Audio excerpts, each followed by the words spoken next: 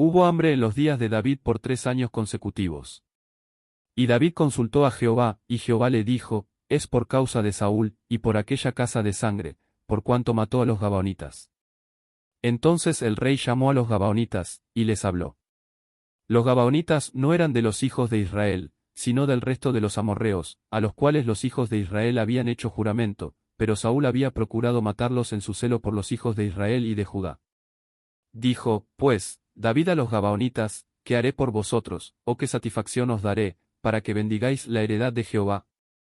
Y los gabaonitas le respondieron, no tenemos nosotros querella sobre plata ni sobre oro con Saúl y con su casa, ni queremos que muera hombre de Israel. Y él les dijo, lo que vosotros dijereis, haré.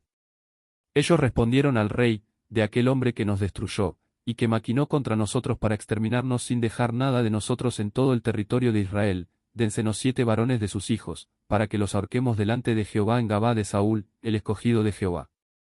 Y el rey dijo, yo los daré. Y perdonó el rey a Mefiboset hijo de Jonatán, hijo de Saúl, por el juramento de Jehová que hubo entre ellos, entre David y Jonatán hijo de Saúl.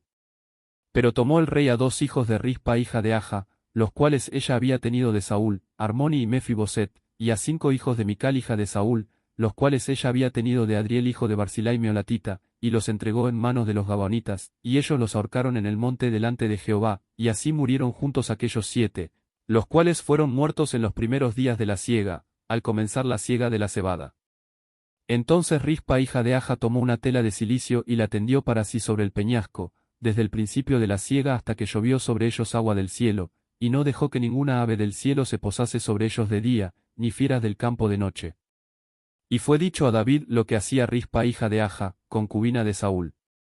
Entonces David fue y tomó los huesos de Saúl y los huesos de Jonatán su hijo, de los hombres de Jabs de Galaad, que los habían hurtado de la plaza de Bet-San, donde los habían colgado los filisteos, cuando los filisteos mataron a Saúl en Gilboa, e hizo llevar de allí los huesos de Saúl y los huesos de Jonatán su hijo, y recogieron también los huesos de los ahorcados. Y sepultaron los huesos de Saúl y los de su hijo Jonatán en tierra de Benjamín, en Sela, en el sepulcro de sí su padre, e hicieron todo lo que el rey había mandado. Y Dios fue propicio a la tierra después de esto.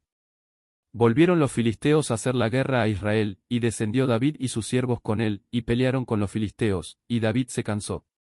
E Isbi-Benob, uno de los descendientes de los gigantes, cuya lanza pesaba 300 siclos de bronce, y quien estaba ceñido con una espada nueva, trató de matar a David, mas Abisai hijo de Sarbia llegó en su ayuda, e hirió al filisteo y lo mató. Entonces los hombres de David le juraron, diciendo, nunca más de aquí en adelante saldrás con nosotros a la batalla, no sea que apagues la lámpara de Israel. Otra segunda guerra hubo después en gobierno contra los filisteos, entonces Sibecai Husatita mató a Asaf, quien era uno de los descendientes de los gigantes. Hubo otra vez guerra en gobierno contra los filisteos, en la cual Elanán, hijo de Jaare Orejim de Belén, mató a Goliat Geteo, el asta de cuya lanza era como el rodillo de un telar. Después hubo otra guerra en Gat, donde había un hombre de gran estatura, el cual tenía 12 dedos en las manos, y otros 12 en los pies, 24 por todos, y también era descendiente de los gigantes. Este desafió a Israel, y lo mató Jonatán, hijo de Simea hermano de David. Estos 4 eran descendientes de los gigantes en Gat, los cuales cayeron por mano de David y por mano de sus siervos.